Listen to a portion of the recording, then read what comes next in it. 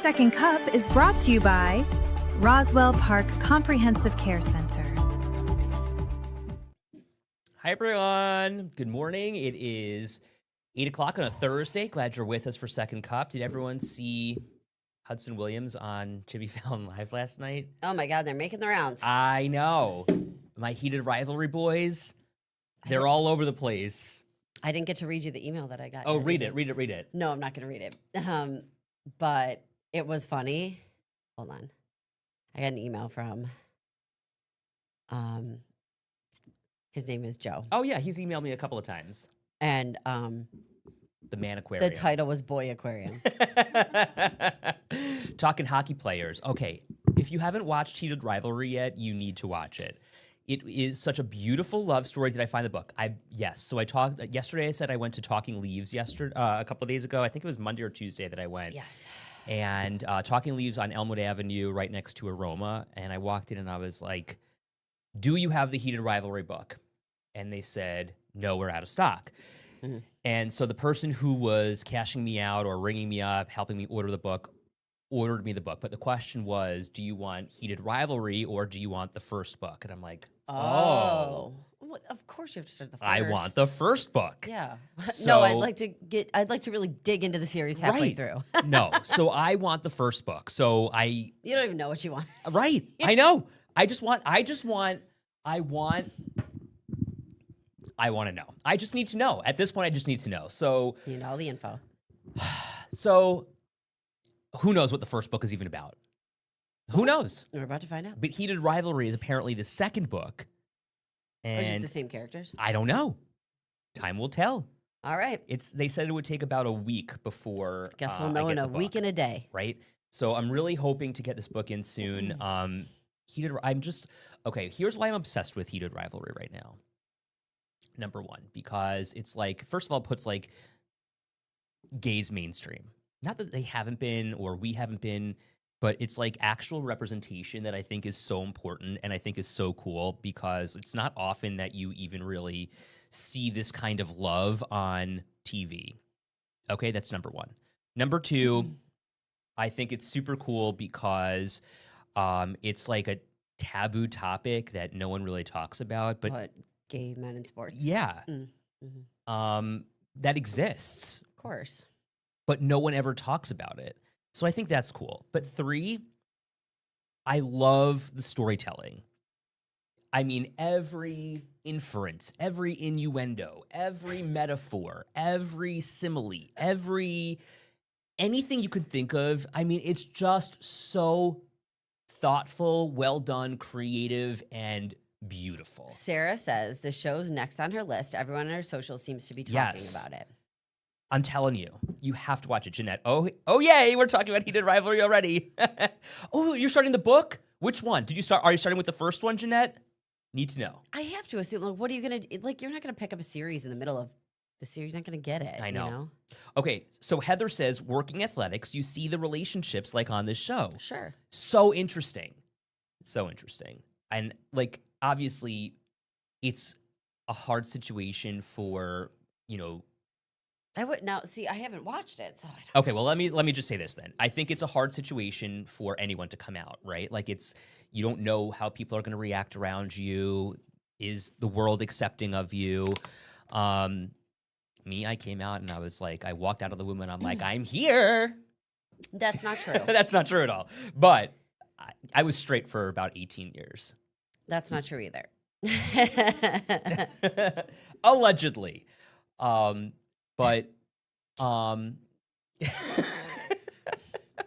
my point is, it's very hard when you're in this like bro-y, very, alpha male. Mark's yes. had enough of your heated rivalry. Sorry, alpha male industry. It's hard to come out. And so I love this. Anyway. We don't have to talk about heated Sorry. rivalries again. I just love it. I can't get enough. I'm obsessed with it. I'm trying to keep small businesses thriving. That's right. Well, yeah, because she said go to Barnes & Noble, and then you're like... That's go all the way up on the Taco boulevard. That's far. He wanted to go to where it was close. Yeah. Anyway. Heated rivalry. Let's talk about the biggest story here this morning. Oh, my God. What is it? Well, it's the most serious, right? We can start light, and then we can don't dig in. I don't know. Oh, okay, Jeanette. Book 1 is Game Changer. That's what I'm. Okay, yes. So I'm getting Game Changer. Okay. So let's talk after we finish reading it, Jeanette. I'm saying that's the way to do it. All right, let's talk big story. Go. Do you want to talk big story or do you want to start light? I think we talk big story, finish light. Okay. The name of the book. Okay, this is about the heated rivalry series. The first book is called Game Changer. Patty, good morning. And book 2 is Heated Rivalry. Thank you so much for joining in. Welcome to Second Cup. And Jeanette got book 1. We will never stay on course. It's the 2 actors that you're seeing all over the place these days. They're making the media rounds. Corey Story and Hudson Williams. And I'm obsessed with them. Corey and Hudson. Yeah, they're amazing. And like, do they love each other? I don't do. know. It's like the Ariana Cynthia story. I mean, like, as we listen to boy name, we were so into, trying to figure out boy names last year. And Hudson. Ooh. Keith Radford's grandson's name is Hudson. That's what I think about when I think about that. Corey. I have a friend named Corey. Paul Jakubuski says, you guys suck. Oh. Listen, Paul, that's okay. We're not for everyone. And maybe we're not for you. But listen, the more you comment, the better you make us look. So thank you for weighing in. We like to share voices on all sides. That's a little sad, Paul. We really don't, though. We're really fun. We're really just low-key. We're not here to be like, in your face about anything. We're just like, we're hanging out. We're having a good time. This is just our kind of like off the news chat show where we get to just connect with people. Yeah. So, Paul, we're glad that we could connect with you. Well. Anyway, let's talk about the big story here this morning. This is the biggest story across the country. Yeah. What happened in Minneapolis yesterday with an ICE agent shooting and killing a woman who was driving in this SUV. Now, conflicting stories about what exactly happened. On one hand, Kristi Noem, who's the Secretary of Homeland Security, says this was self-defense. This was ICE agents acting on their own behalf to stop a woman from hurting them. That this ICE agent who shot feared for his life. Correct. So that's why he took the action that he did. Opening fire. That's what she is saying. On the other hand, witnesses are saying that this was not at all necessary, that this woman was just trying to get away or drive away, and that there was no threat to police. So I think so we talked about this in our 5 o'clock. We do a 5 o'clock live segment. And I do think one of the interesting things that people said was you get this fight or flight mentality when something scary is happening. And this woman was a U.S. citizen. Right. So I think there might be the question of, was she very confused about what was going on? Was she thinking, I'm going to try to get away? Like, if she didn't do anything wrong, would she think that they were coming after her? Right. Or would she think, I got to get out of this situation. This is scary. This is obviously not meant for me. That was the kind of conversation we were having in the 5 o'clock show, that people were bringing up the point that if it's a fight or flight, and I know I didn't do anything wrong in theory, or, and I see this happening, am I just trying to get out of here? On the other hand, why is she there in the first place? And that's, I think, what the other side is saying, Sure. that, And this is why we look at both sides, right? Exactly. If she wasn't there in the first place, none of this would have even happened. And I think, there's a larger conversation of people threatening. Well, and also what was actually happening absolutely at the time. Right. But, they talk about how ICE agents and federal officials are being targeted and being I don't know. I want to stop short of saying hurt, because I don't know that they actually are, but I know they're being threatened in some capacity for doing this job. And, there's a larger issue here. I agree with Kim. I think we need to see what really went on. So, and that was the other thing people were saying today. Like, there's 3 sides to every story, right? There's Right. this side, that side, and then there's what happened. Here's a great question from Kathalina. Do they have body camera on them? Based on that, they can find out why they shot her. That would provide another angle, right? We see all the social media videos. And, I go to a conference every single year. It's called Investigative Editors and Reporters and Editors. It's called IRE. It's one of my favorite conferences to go to, because you get to explore certain issues like this with experts. And one of the sessions I went to within the past 5 or 6 years, was about body camera video in particular, because, you know, the body camera video might look more urgent and doom and gloom than what actually happened. Sure. Just because of the point of 'Cause view. it's honestly like that's kind of scary to Right. see. On the other hand, you know, it provides some context to what actually went on. And it's not necessarily the be all end all, but it's a tool to help figure out what actually happened, which Right. would then lead me down to the next path. Will there be an investigation here? And we talked about this during our 5:15 live stream also. You know, this is a federal official now. So are the feds going to do an internal investigation? Are they going to hire like a third party or bring in a third party investigator to say, okay, we need to now examine this Right. issue? Kelly says, could there be a less aggressive way?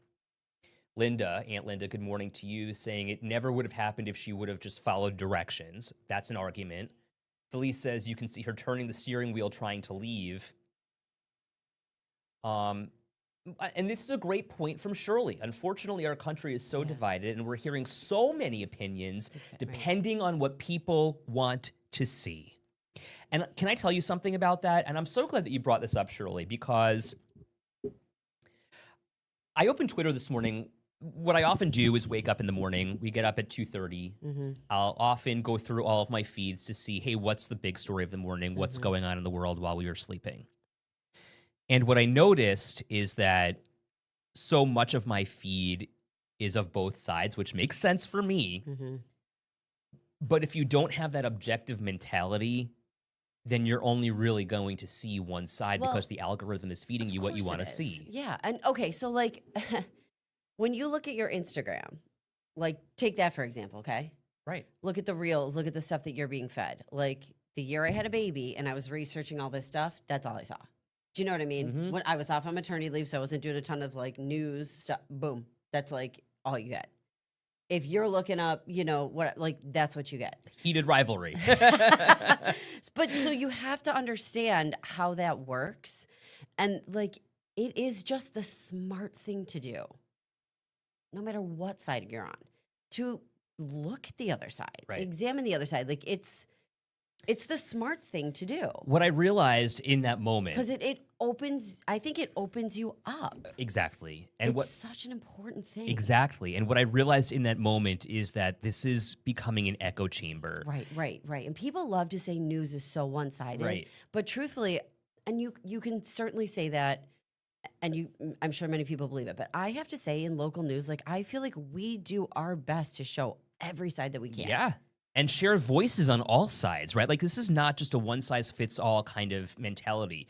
This is, you know, objectively looking at things and saying, look, we know that there are so many different voices saying one thing, saying another, and it's important that we highlight each of them. How many times on this show in particular, whether it's a heavy topic or a lighter topic, do we say, I could see that side too, though. Right. But I could see that side. And this is a heavy topic. And obviously this woman is dead. And we've got this, again, you know, the divisiveness in the country is just so strong right now. But this is one that I think we need to take a closer look at. And we mentioned, is there going to be an investigation? Right. How will it go? Who will run it? Right. Is it going to be independent? Would there be one? Because, you know, like there's a police-involved shooting here in New York. You know, and say what you want about the politics in New York State, but the Attorney General typically takes a look at the investigation then and would see is that police officer justified in opening fire. But these are federal agents. Right. There is no higher level. Exactly. You know? Does the state of Minnesota do its own investigation? Right. But then do they have jurisdiction to do that over a federal? I don't know. Howard says, like January 6th, some people saw a tourist doing a tour and some people saw trying to stop the government. How do you see two different things at the same time? It's what people want to see, right? Like what people choose to see, what people are choosing to believe. Megan says, yes, she should have stopped, but since when should law enforcement just shoot people because she didn't comply? What if she was deaf? What if she was developmentally delayed and didn't understand? Jane says, watch the videos carefully. Had he not run in front of her vehicle, this could be prevented. I like Peter. That's what he likes about Channel 7. We look at both sides. But people do bash the media. They think that there's a bias there. And I think that we really try to not have, I think everybody feels certain ways about things, but I think we really try to, unless if we, feel comfortable saying, and usually it's like something lighter. Yeah, we're talking about like New Year's resolutions. Right. Yeah. Here's how I feel about this. But I know that I try to, you're almost playing devil's advocate with yourself. I do that all the time. Yeah. And you know what? It's so funny that you say that because I find myself I find myself doing that all the time. And I'll tell you because, we all have our own thoughts. Yeah. I'm never going to let you know what I'm thinking. But it's so funny because people will come after you for saying something that is the to opposite you. of what you're thinking. Yes. Yeah. And it's so funny how people literally come after you for that. But I'm like, no. I'm like, you have no idea what I'm actually thinking. Mm-hmm. It's so funny that you said that. Michael, though, says when you use your vehicle as a weapon, law enforcement has the right to defend themselves. And that's what I was saying also this morning during our 5:15 live stream. When I've spoken with law enforcement officials, Jeff Ronaldo, who is a former Buffalo police captain who has since retired and is now running his own business. Yes. When I've spoken with him for stories, we talk about Use of deadly force. right, and it's a hot topic because it truly is one of those things that people need to hear about and are very concerned about. And we've all covered these stories. We've seen it happen in so many different capacities. So police-involved shootings. Police-involved shootings are important because, well, police officers have the right to defend themselves. And what Ronaldo often tells me is that police officers are using deadly force to match. You meet it. Right, Meet match the deadly yeah. force plus one to eliminate the threat. So did they genuinely fear for their lives here? Is there reasonable cause to fear for their lives? So Shirley says we need to let an investigation take place. There's so many armchair experts. Kathalina says, I'm sure once an investigation's done, we'll find out the truth. And that's the one thing we don't know when, where, what, if that will happen. Michael says these protesters need to go home and stop interfering with law enforcement. We have a legal system. Take your argument to the stairs of the courthouse, which is also a fair argument. It is, but and stop me if someone has seen this. Have we seen proof that she was protesting? Because they were saying... Well, I think he's talking specifically about the protesters outside of the situation. Oh, sure. Okay. But I was talking about this woman, basically they were saying there was they get there, there's a cluster of vehicles in the street. So I don't know if she was she just there? Right. I don't know. And if anyone has seen that, let me know. We've had a busy morning so far as we're looking at stuff, but I don't think I've read that. I don't either. It's just that she was there. I don't know why. Right. And I feel like we need more context. Yes, more information, right. What led to this? Right. Because, I don't know. There's just so many thoughts that go through your head. Because if you're in your car on your street, is it different than if you were there, whatever, and then all of a sudden this is happening around you? I don't know. Anita has an interesting thought here. She says, we will never find the actual truth because no one can be in the deceased woman's thoughts or the ICE agent's mind. And that's why we have juries. Are they perfect? No. Megan says too, I think of the law enforcement. They risk their lives every day doing their job. They were probably scared too. Right. It's sad for both sides. And look, I have law enforcement in my family, and I know what they go through on a daily basis, if not daily, weekly. They are working a lot. They are taxed. They are short-staffed. And this is all on a local level. So, is it different on the federal level? They're just doing a job. And I'm not excusing some bad apples. I'm not, saying that one's right or one's wrong. But, when you think about what they're doing, it's your taxpayer dollars that are giving them this job to do. And somebody was saying, Jim was saying she'd been obstructing ICE all day. I saw something about, she had been following, but I don't know what the source was. And Nicole, I wonder what your source is here too. DHS officers are prohibited from shooting into moving vehicles, even fleeing vehicles, unless they are protecting themselves. This officer could have simply stepped aside. Her wheels were turned and she was leaving. Where are you getting this from? Help me, Nicole, because this might lead us down a different path too. And then Caitlin says, sometimes even after an investigation, the truth doesn't come out. At least that was my experience with the fire department. Okay, well, so here's what I want to share with you. And I'm going to put more about this out later today, right after Second Cup, as a matter of fact.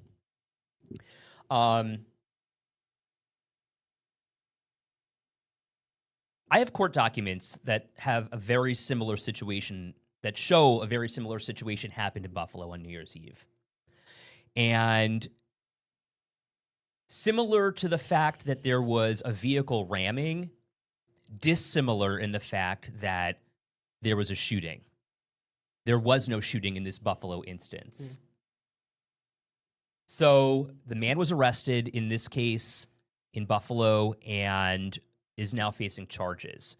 The officers did not open fire when law enforcement says this man who's here illegally got in his car after leaving. Once police identified themselves as immigration agents, he got back in his car, turned it on, tried to take off, and then rammed into a parked, unmarked Border Patrol car. Took off ultimately after getting onto a curb after what they say is immobilizing his car, and ran into the hotel where he was later arrested. Never once was a shot fired. So that's what's happening here locally. Again, similar in the fact that there was a vehicle ramming, or, allegations of a vehicle ramming, dissimilar in the fact that there was no shooting. Right. And that this was not a U.S. citizen. This was somebody who they say is here illegally. Right. I'm going to put more about that up on our website later today and on my Facebook and Instagram. You can also follow me on TikTok at Dranch. And Jim was mentioning that he's Christy Nome. That's what she said, Reuters and Fox. I scanned the Reuters article, though, and I didn't see that. So, I don't know. And maybe it's in another article that not the one I'm looking at. Every case is different. Right. Okay, so...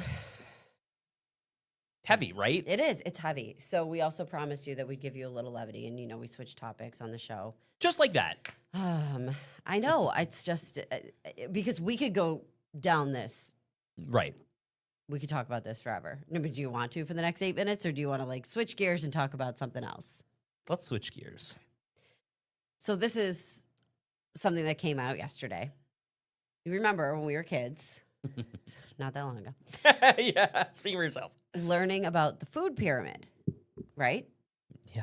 And it was like a big triangle. The base of the food pyramid, in theory, is the foundation, right? Right, is what we're eating the most of, right? It went by servings. 6 to 11 servings. So I just like to clarify, this is what I grew up with.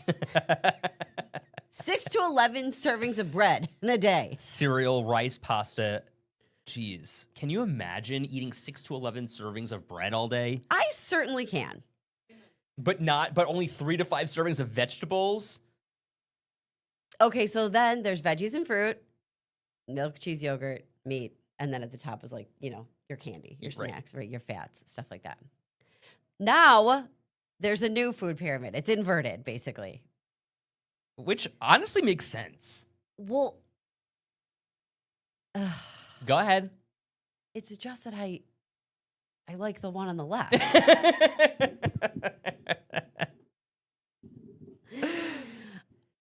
And okay, so remember we were little and you started by learning this. Yes, of course. And then it went to 5 a day. Strive for 5. Strive for 5. What was that? 5 fruits and vegetables a day. Okay. I literally still say that in my head as I'm eating. I try to make sure I get 5 servings of fruits and vegetables every day. Times 3 is good for me. There are days I don't hit it, but I'm like, did I hit my 5 today? Did I hit my 5 today? So kind of changed to that. Okay. And then as you got older, you started to hear about how carbs were maybe not the base. No. Of the way you should be living. Felice says that new food pyramid is a visual representation of how I've felt since 2020. Everything seems to be upside down. Connie says, I've been using the new food guidelines for years. Okay, so take a look at how the pyramid has changed. So protein, dairy, and healthy fats, along with fruits and vegetables, are at the top, period. There's no distinction about how many servings you should be getting or what it is you should be eating more of. It's simply...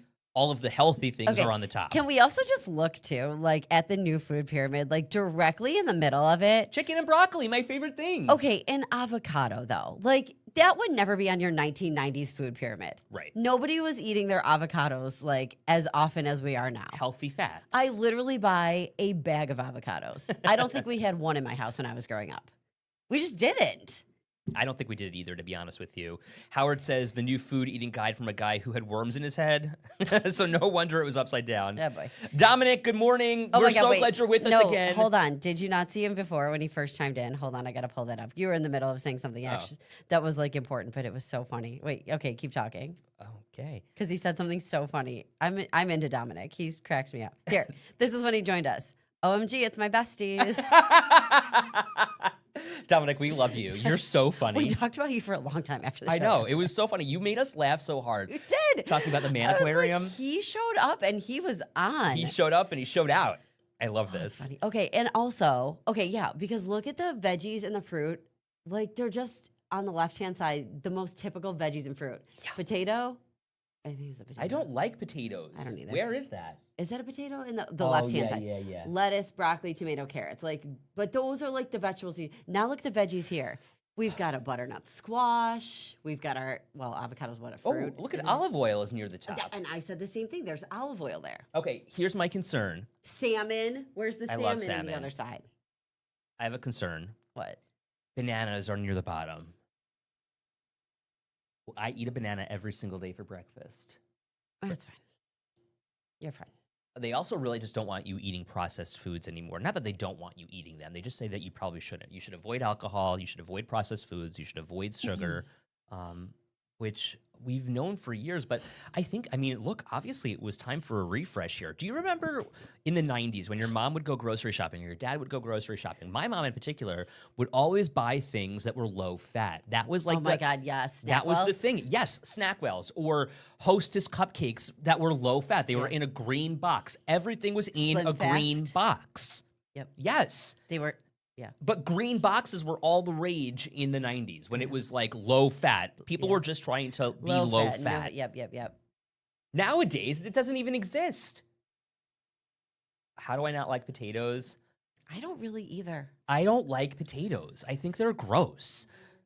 I think mashed potatoes are disgusting. We just did not grow up eating a lot of potatoes. The only way we ever really had a potato was like a baked potato. I think baked potatoes are gross. I mean, they're like, I could take them or leave them. Like, if I never had a potato again in my life, and I know I'm gonna ruffle some feathers when I say that, but that does include French fries. Like, No, I love French fries. I don't really even care about a French fry. Really? Oh, you know what? Nope, I lied. There is one kind of potato that I really do like. French fries? No, What?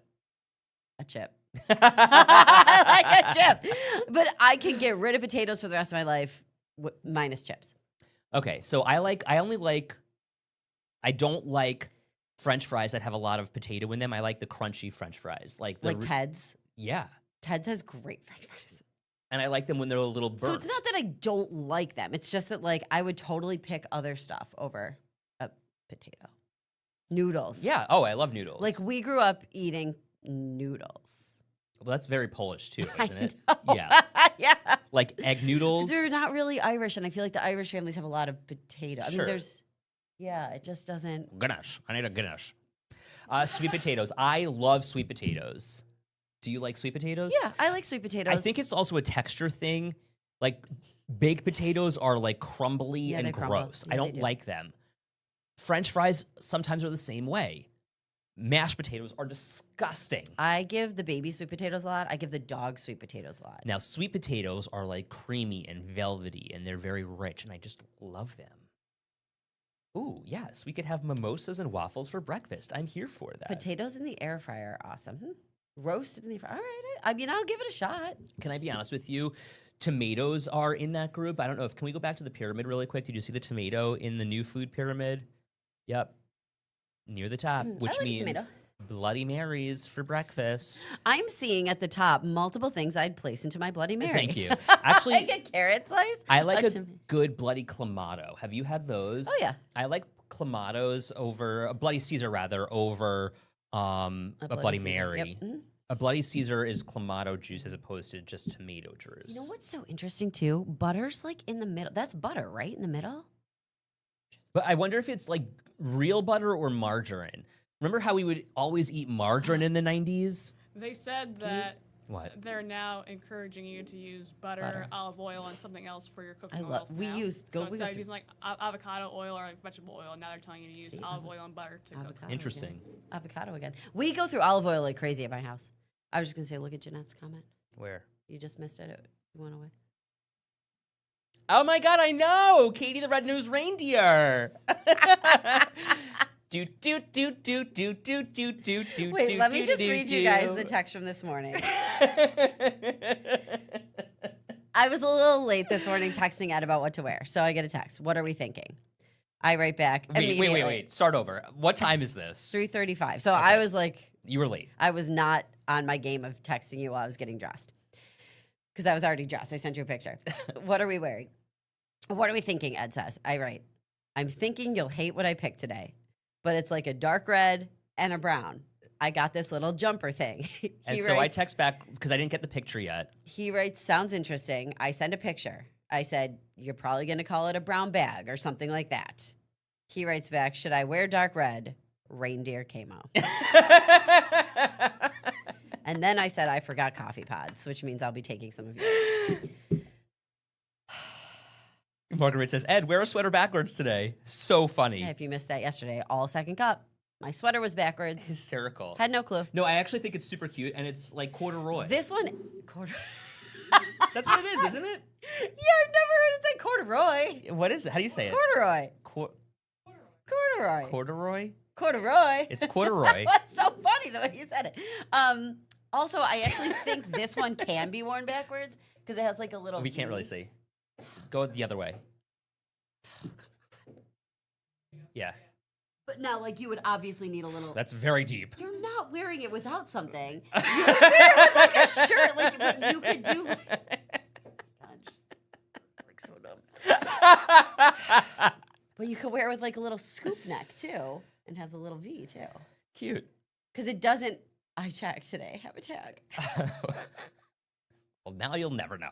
But it is corduroy. Corduroy. Like when you're reading the story. It's corduroy. Corduroy the bear? Yeah. No. Corduroy. Corduroy? You don't emphasize like the R. You don't emphasize a Roy. Corduroy. Yeah. It's corduroy. Corduroy. Oh my No. God, I could practically Corduroy. relay that book to you right now because we read it a lot. You're welcome. Mark says, just slap Ed. I'm just giving her a Jeanette, hard I'm sorry I time. complimented you. We gotta go. We're super late. Have a great day, everyone. Bye.